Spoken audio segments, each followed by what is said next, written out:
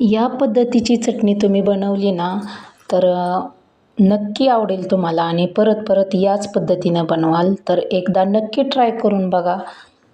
तर अगदी गावाकडच्या पद्धतीने ही आंब्याची चटणी बनवलेली आहे. तर आमच्या इकडं आंबा म्हणतात आणि काही ठिकाणी कैरीही म्हणतात.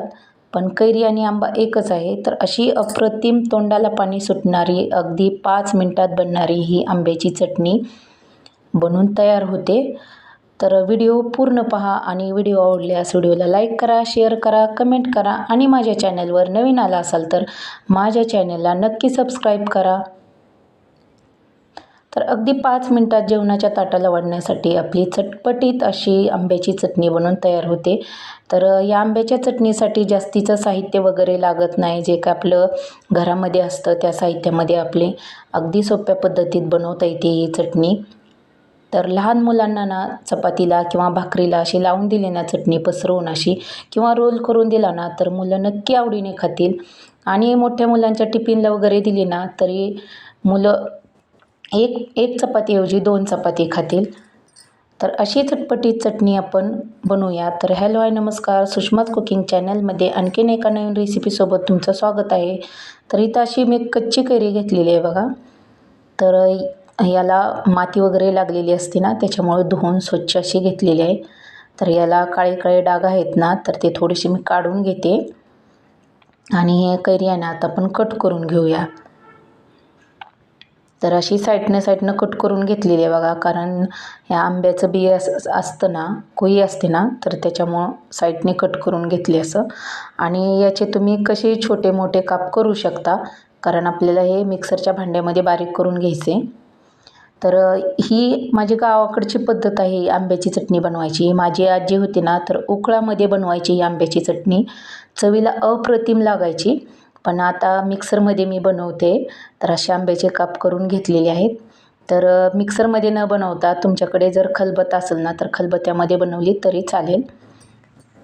तर इथं मिक्सरचं छोटं भांडं घेतले आणि कच्चे 2 चमचे मी शेंगदाणे घेतलेत बघा. तर भाजलेले नाहीत, कच्चे आहेत. तर असं जाडसर वाटण करून घेतले मी.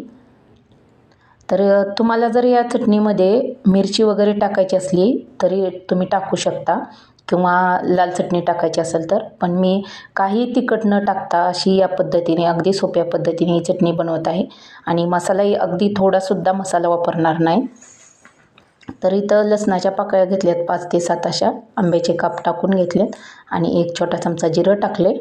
तर याच्यात थोडीशी अर्धा चमचा आपल्याला हळद टाकून घ्यायची आहे कारण हळदीनं रंगही छान येतो आणि चटणी आपली जास्त दिवस टिकते.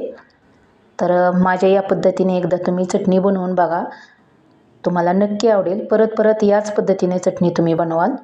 तर आपण मिक्सरला बघा असं बारीक करून घेतले असं आंब्याचे काप वगैरे. तर मी बारीक करून घेतले जास्तीचं. तुम्हाला थोडंसं जाडसर पाहिजे असेल ना तर जाडसर जरी तुम्ही वाटलं तरी चालेल. याच्यात आता थोडंसं अर्धा चमचा मीठ टाकून घेते. हे वाटण करताना मी मीठ टाकलं नव्हतं कारण पाणी सुटतं जास्तीचं वाटणाला आपल्या. तर याच्यात मी आपण जे कच्च्या शेंगदाण्याचं कूट करून घेतलं होतं ना ते याच्यामध्ये मिक्सरच्या भांड्यात टाकून असं मिक्स करून घेणार आहे.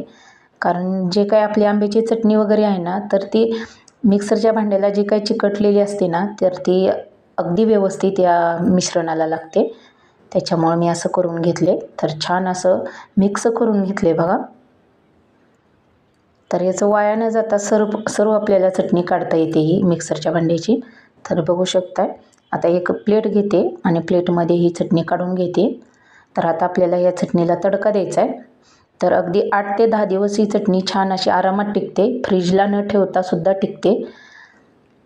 तर याच्यात 1 छोटा चमचा जिरं टाकून घेतले. जिरं छान तडतडलं की याच्यामध्ये 1 छोटा चमचा मोहरी टाकली पहिली, नंतर जिरं टाकलं आणि आता 5 ते 6 कढीपत्त्याची पानं टाकून घेतली. छान अशी फोडणी आपली तयार झालेली आहे. तर आता याला फोडणी देऊन घेऊया. तर अशी चरकन फोडणी आपल्या चटणीला लागली ना की चटणीची चव अप्रतिम होते. तर बघू शकताय अगदी तोंडाला पाणी सुटेल अशी आपली चटणी बनवून अगदी 5 मिनिटात तयार होते. तुम्ही नक्की माझ्या या पद्धतीने चटणी बनवून बघा आणि मला कमेंटमध्ये सांगा की ही आंब्याची चटणी तुम्हाला आवडली का ते.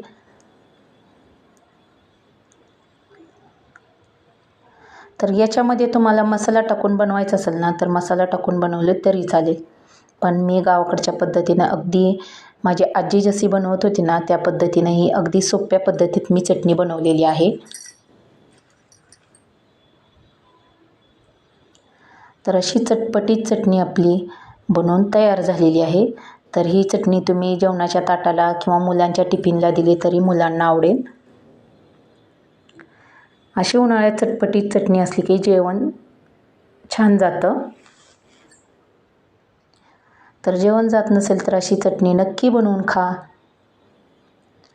तर अशी चटपटीत चटणी तुम्हाला कशी वाटली ते मला नक्की सांगा. व्हिडिओ आवडल्यास व्हिडिओला लाईक करा. धन्यवाद. भेटूया पुढच्या